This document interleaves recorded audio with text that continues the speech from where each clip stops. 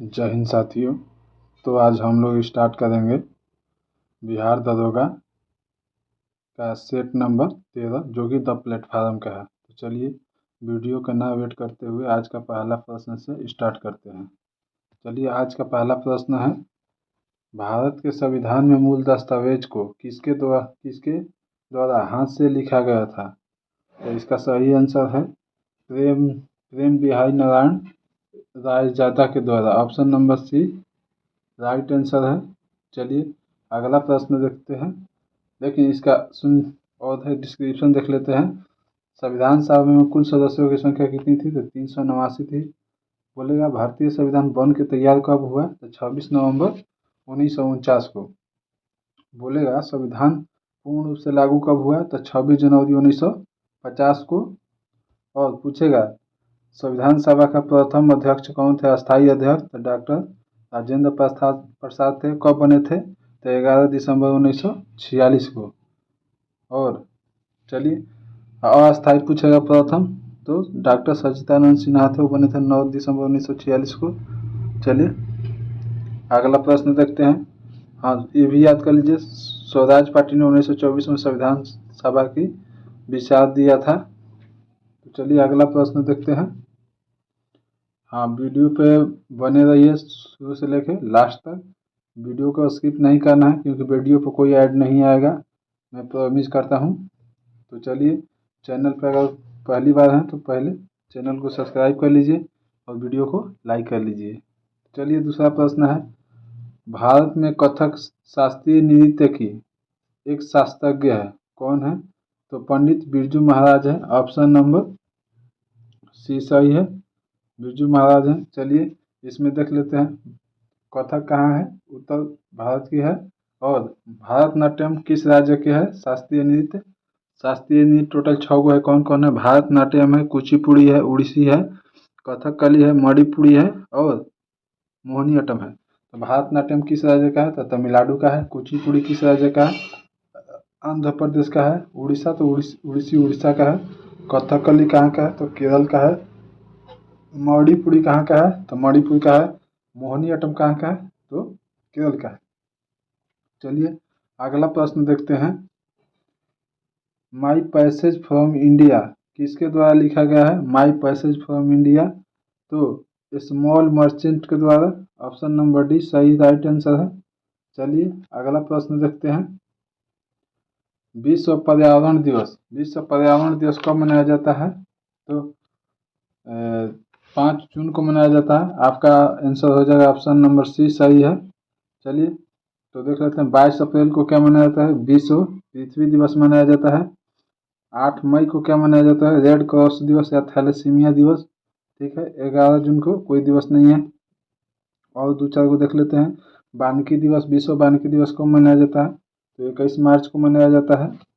विश्व खुशहाली दिवस कब मनाया जाता है? तो 20 मार्च को मनाया जाता है। विश्व मौसम विज्ञान दिवस कब मनाया जाता है? 23 मार्च को मनाया जाता है।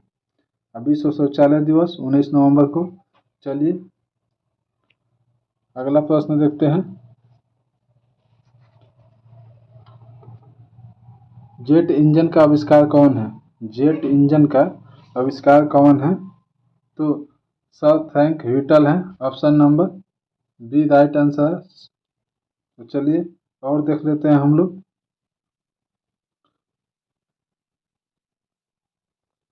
टेलीफोन का आविष्कार सबको पता है, ग्राहम बेल ने किया था। स्कूटी का आविष्कार ब्रॉडसन ने किया था। थॉमस प्लास का डेवार ने किया था। चलिए रिवाइवल का आविष्कार किसने किया था? तो सैमुअल कोल्ट ने किया था। प्रेशर कुकर का आविष्कार किसने किया था? डेनिस पैपिन ने किया था। फाउंटेन पेन का आविष्कार किसने किया था? वाटरमैन ने किया था। तो चलिए अगला प्रश्न देखते हैं, 6 नंबर, निम्नलिखित में से कौन से सामाजिक मीडिया नेटवर्क एक सार्वजनिक रूप से सूचीबद्ध है? तो चलिए देखते हैं, क्यूरा हो जाएगा, क्यूरा। ऑप्शन नंबर डी सही है, क्यूरा। चलिए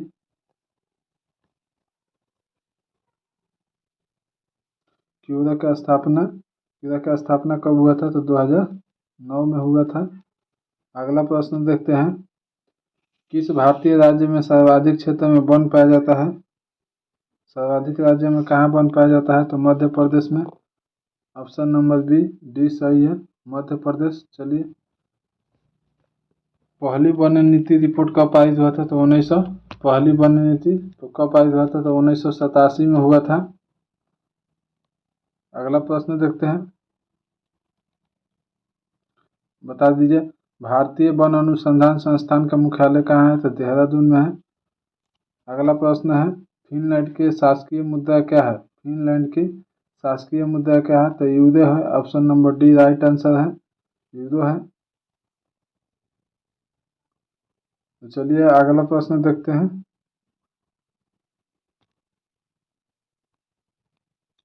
कौन सी रेखा भारत और पाकिस्तान के बीच सीमा तय करती है? कौन सी रेखा भारत और पाकिस्तान के बीच सीमा तय करती है? तो रेड क्लिफ रेखा। Option number B right answer है, रेड क्लिफ रेखा। चलिए कुछ और रेखा देख लेते हैं। मैकमोहन रेखा भारत और चीन के बीच है। मैकमोहन रेखा भारत और चीन के बीच है। डुरंड रेखा किसके बीच है? भारत और अफगानिस्तान के बीच है। भारत और अफगानिस्तान के बीच। तो हिडनबर्ग रेखा किसके बीच है? जर्मनी और पोलैंड के बीच हिडनबर्ग रेखा। और तीसरी समानांतर रेखा किस देश के बीच है? उत्तरी कोरिया और दक्षिणी कोरिया। मैग्नोट रेखा किसके बीच है? तो जर्मनी और फ्रांस के बीच। 49वीं समानांतर रेखा अमेरिका एवं कनाडा के बीच। मैन रहीम रेखा तो रूस और फिनलैंड के बीच। चलिए अगला प्रश्न देखते हैं, निम्नलिखित में से कौन सा संयुक्त राज्य अमेरिका का एक राज्य नहीं है? निम्नलिखित में से कौन सा संयुक्त राज्य अमेरिका का एक राज्य नहीं है? तो अटलांटा। ऑप्शन नंबर डी नहीं, अटलांटा संयुक्त राज्य अमेरिका का नहीं है। अटलांटा अमेरिका राज्य जॉर्जिया की राजधानी सबसे अधिक पहले बनी थी। जॉर्जिया के देश की राजधानी कहाँ है? तिलविसी है। चलिए अगला प्रश्न देखते हैं, निम्न में से किस ग्रह का घनत्व तो सबसे न्यूनतम होता है? सबसे न्यूनतम किसका होता है? तो शनि का होता है। Option number C right answer है, शनि का न्यूनतम ग्रह होता है घनत्व।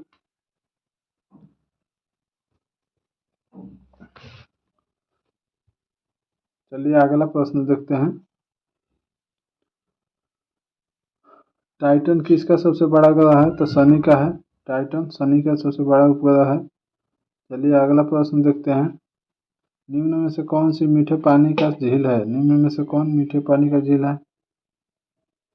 मीठे पानी का झील है तो लोकटक हो जाएगा। ऑप्शन नंबर ए सही है। लोकटक झील कहाँ है? मणिपुर में है। चिल्का झील उड़ीसा में है। सांभर झील राजस्थान में है। चलिए अगला प्रश्न देखते हैं, सर्वाधिक देशों वाला महाद्वीप कौन है? सर्वाधिक देशों वाला महाद्वीप कौन है? अफ्रीका महाद्वीप है। Option number C right answer है। चलिए अगला प्रश्न देखते हैं, अफ्रीका महाद्वीप में कितने देश है? तो 54 गो देश है।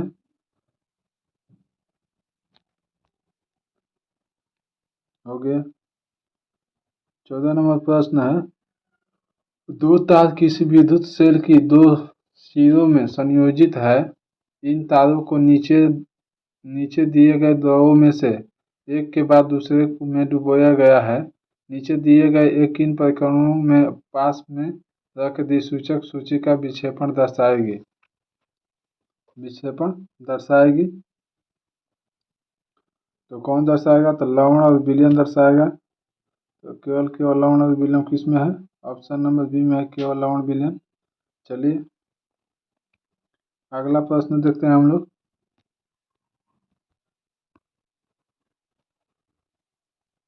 एक सीधा धारावाही चालक एक चालक के संवृत वृत्तीय पाश के अनुदिश रखा है।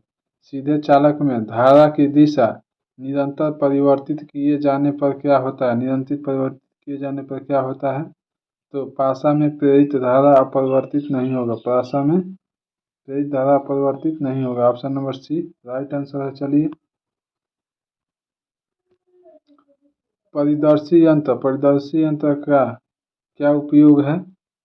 तो पनडुब्बी में से बाहर की वस्तुओं को देखने के लिए लगा होता है। Option number C right answer है। चलिए अगला प्रश्न देखते हैं,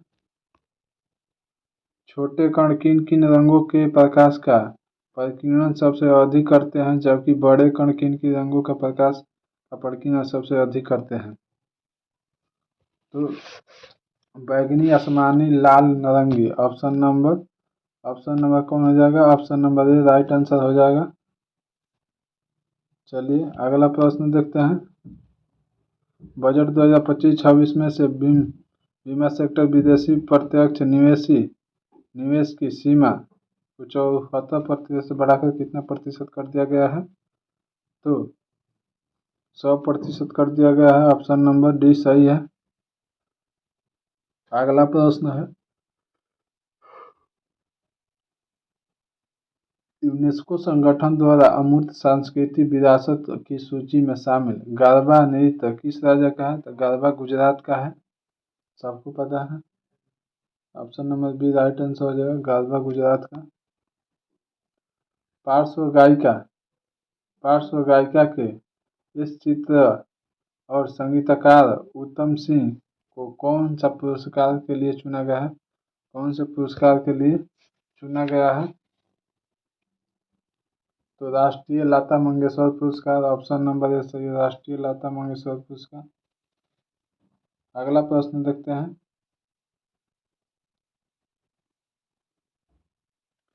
विश्व सूत्रीय आर्थिक विकास कार्यक्रम सर्वप्रथम कहाँ प्रारंभ हुआ था?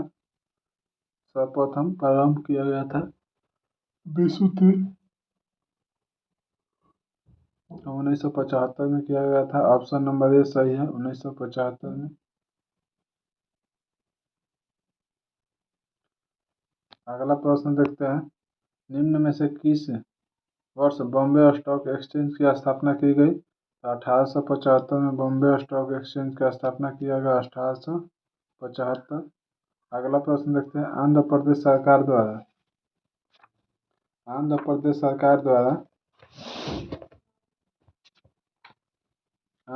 सरकार द्वारा प्रदेश की कार्यकारी राजधानी के रूप में नई राजधानी किसे चुना गया है? तो विशाखापट्टनम को चुना गया है। Option number C right answer है। चलिए अगला प्रश्न देखते हैं। भारतीय राष्ट्रीय आंदोलन में इंडिया स्ट्रगल नामक पुस्तक किसने लिखा है? इंडिया स्ट्रगल नामक पुस्तक किसने लिखा है? तो सुभाष चंद्र बोस लिखा है। ऑप्शन नंबर ए सही है।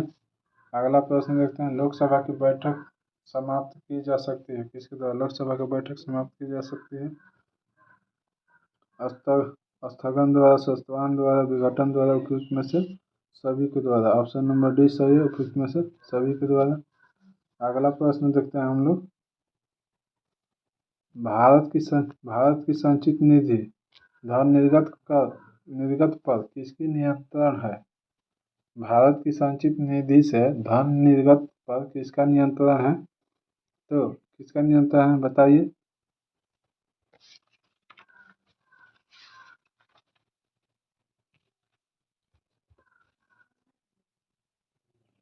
नियंत्रक महालेखा परीक्षक, ऑप्शन नंबर ए है। बी नंबर है भारत के वित्त मंत्री। सी नंबर है अधिकृत मंत्री। डी नंबर है उपयुक्त किसी का नहीं। उपयुक्त किसी का नहीं। तो चलिए इसमें से सही आंसर होगा उपयुक्त किसी का नहीं। ऑप्शन नंबर डी सही है। तो किसका नियंत्रण होता है ये देख लेते हैं। संचित निधि का अनुच्छेद 266 में वर्णन किया गया है। चलिए अगला प्रश्न देखते हैं।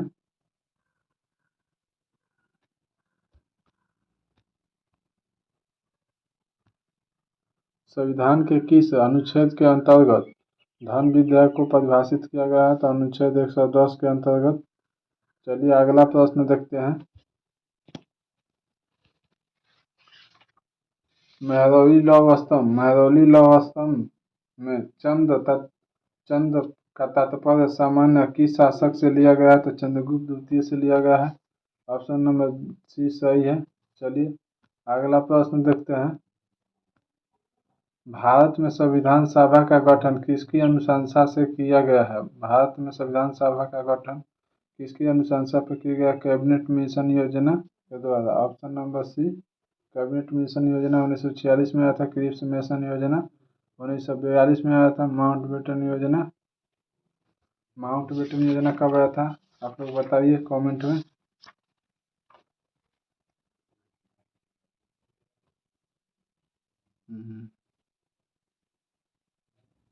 चलिए 30 नंबर प्रश्न है, संविधान सभा के सदस्यों का निर्वाचन किस आधार पर किया गया है? संविधान सभा के निर्वाचन सदस्यों का निर्वाचन किस आधार पर किया गया है?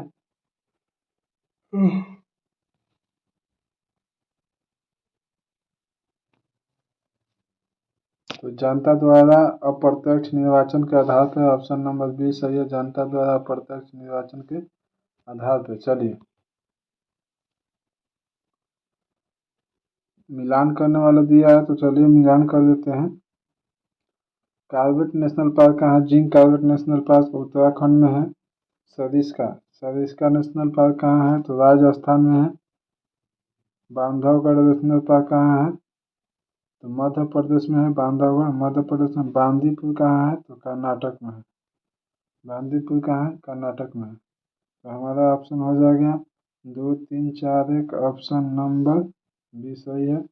2 3 4 1। चलिए अगला प्रश्न देखते हैं। निम्नलिखित में से कौन सा सुमेलित है? निम्नलिखित में से कौन सुमेलित है? मणिपुर की राजधानी सिंघम क्वेश्चन सुमेलित है पूछ रहा है। तो सुमेलित कौन है आप लोग बता दीजिए। मणिपुर का शिलोंग होता है? नहीं। अरुणाचल प्रदेश ईटानगर यही सही है। मणिपुर का मेघालय मणिपुर का ईटानगर।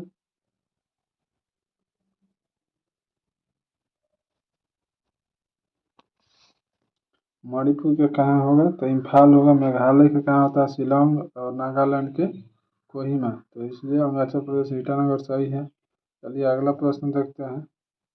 पालघाट द्वारा निम्नलिखित में से किस किस के मध्य स्थित है? तो Nilgiri Annamalai. Option number A सही है। नीलगिरी अन्नामलाई।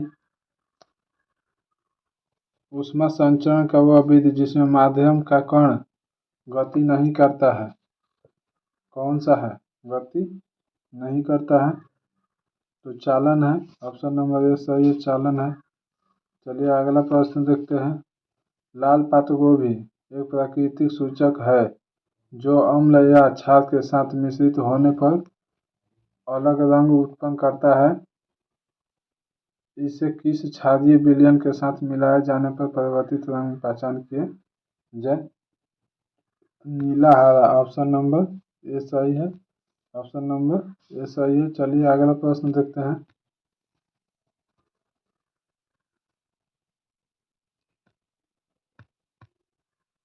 क्या होता है जब कोई वस्तु विद्युतीय मार्ग पर एक समान चाल से गति करती है?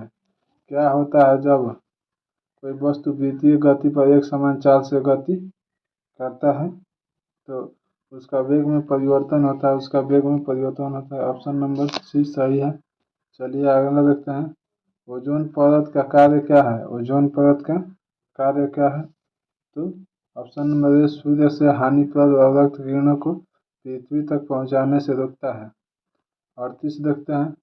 2021 2020 20-21 जनवरी 2025 को अखिल भारतीय पीठासीन अधिकारियों का सम्मेलन का 25वां सत्र कहाँ किया गया? तो पटना में किया गया। ऑप्शन नंबर डी सही है। भारत का 57वां बाघ अभयारण्य रातापानी किस राज्य में है? रातापानी मध्य प्रदेश में। ऑप्शन नंबर सी सही है। चलिए अगला प्रश्न देखते हैं।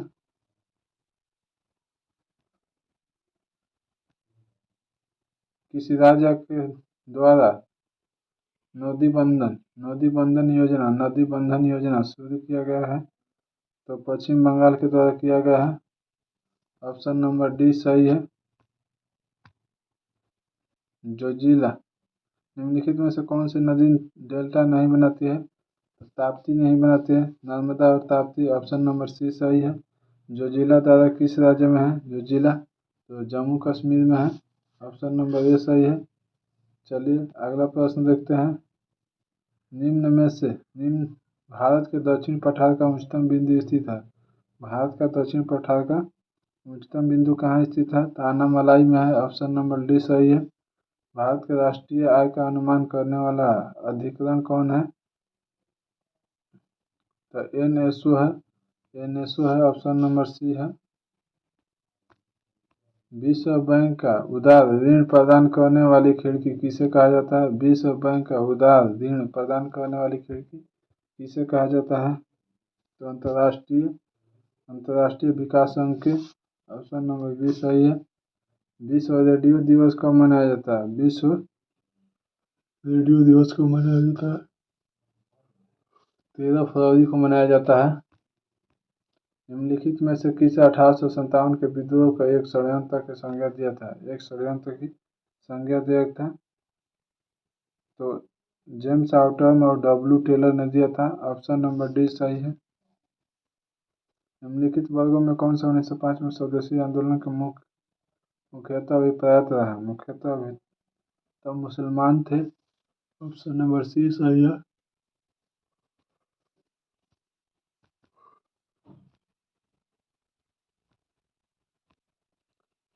क्राइस्ट चर्च, जिसे पूर्वोत्तर भारत के पश्चिम चर्च में माना जाता है, पूर्वोत्तर भारत में स्थित है। पूर्वोत्तर भारत में कहाँ स्थित है?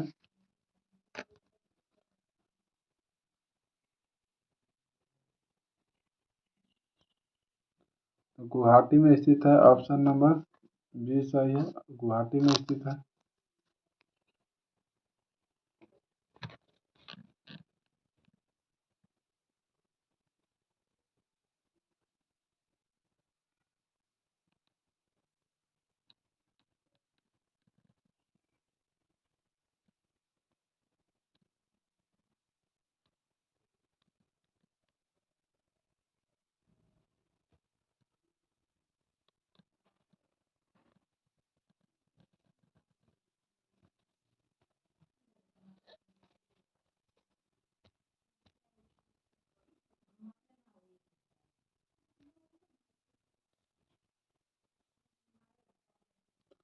मैथ का है। ऑप्शन नंबर ए सही होगा। मैथ का सवाल है। ऑप्शन नंबर मैथ का सवाल है। ऑप्शन नंबर ए सही होगा। चलिए अगला प्रश्न देखिए। मैथ का सवाल है, आप लोग देख लीजिएगा। 294 आएगा। ऑप्शन नंबर ए सही है। 86 का 60 डिग्री आएगा। ऑप्शन नंबर सी सही है। चलिए अगला प्रश्न देखते हैं। 87 का 50-20 आएगा। ऑप्शन नंबर सी सही है। 88 का 4/5 आएगा। ऑप्शन नंबर सी सही है। इंग्लिश है, select the correct passive voice है। द रोड है fixed by the inter the labours. Option number C सही है। चलिए 90 का सही आंसर है, डी होगा।